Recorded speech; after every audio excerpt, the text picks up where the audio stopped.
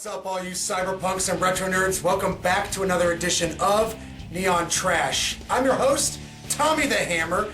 Tonight we're going to be checking out some 1970s drive-in sleaze. This one is called The Devil's Wedding Night, and it's presented by Alpha Video's Rewind series. The reason why they call it that is because they have reformatted the covers of these movies to look like those old school retro 1980s big box video store movies. It's Friday night, it's been a long work week, and I'm looking to drink some beers, hang out with my fucking cats, and watch some weird fucking sleaze. You guys know this routine. Check out that motherfucking trailer. Peep that shit, bitches, and we get back. Y'all motherfuckers are gonna know my opinion on The Devil's Wedding Night. Dark desire lures the village virgins to the castle of carnal craving. Tiptoe through terror while Satan sleeps. When the devil wakes, death rises.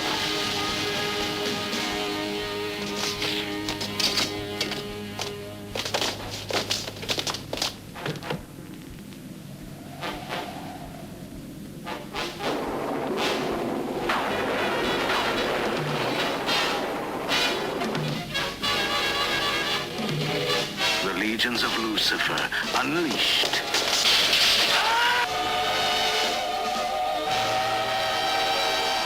Death dwells in the domain of dark dreams.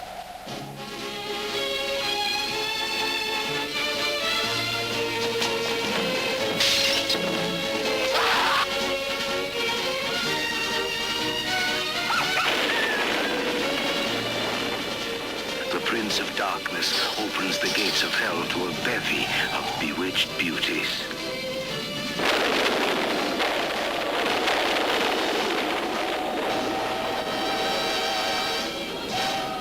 Wanton witches find satanic satisfaction in an unholy alliance of evil.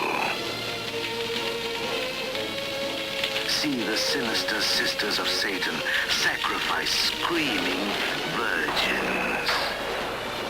Plunge into pagan passion, penetrate the portal of mortal maids.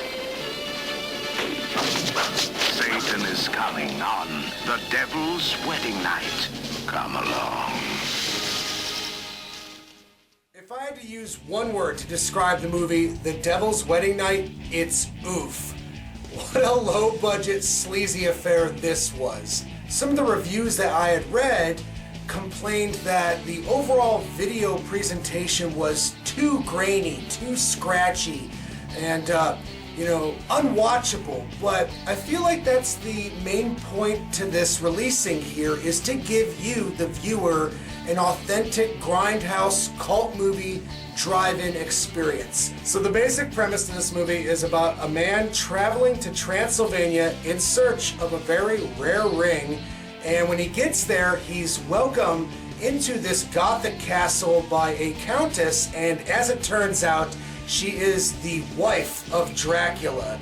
And this premise to the overall movie I thought was kind of interesting. I liked the whole gothic atmosphere. It reminded me of the old British Hammer horror films from back in the 60s and the 1970s. So that aspect of the movie I thought was very successful and very engaging. But about halfway through the film, it starts to meander, and I feel like it's mainly due to the time period that this movie came out during. This film was released in the 1970s, and maybe the director was kind of going for an impressionistic, psychedelic approach to the overall film, but the middle segment of this movie really kind of dragged ass. But as soon as you get past that part and get towards the end of the film, I feel like it really picks up, and that horror element from the beginning of the movie starts to shine again, and you're presented with all sorts of crazy, creepy, atmospheric moments. You've got these satanic rituals, you've got vampires, you've got a lot of blood, decapitations, people getting stabbed, and I really appreciated that. As a fan of retro horror, I could get into a movie such as this. But the question remains, does this movie have anything to offer modern audiences to get them engaged in the overall story? Well, probably not. If you come at a horror movie, no matter what decade it's being released in, and you want a extremely strong narrative, you want something that kind of engages you past the overall decade that it was kind of released during, then this movie might not have anything to offer you. But if you're looking for something that's a good gothic and spooky atmosphere and something that really kind of revels in set designs and hands-on prosthetics and sexy vampire women, then this movie has all of that in spades. And as a matter of fact, I feel like this would be the perfect movie to throw on at the old Halloween party where you turn the volume all the way down, you kick on the music, and you let it play over the film because, for all intents and purposes, I feel like this movie has a lot of strong visuals. And if you come at it from that angle, if you're respecting it from this kind of sleazy, low-budget drive-in angle, well then you'll have a lot to enjoy with the old Devil's Wedding Night. But with all that being said, guys, out of 10 stars, I think I could only award this movie, I'm leaning towards a 4.5 or a 5 out of 10.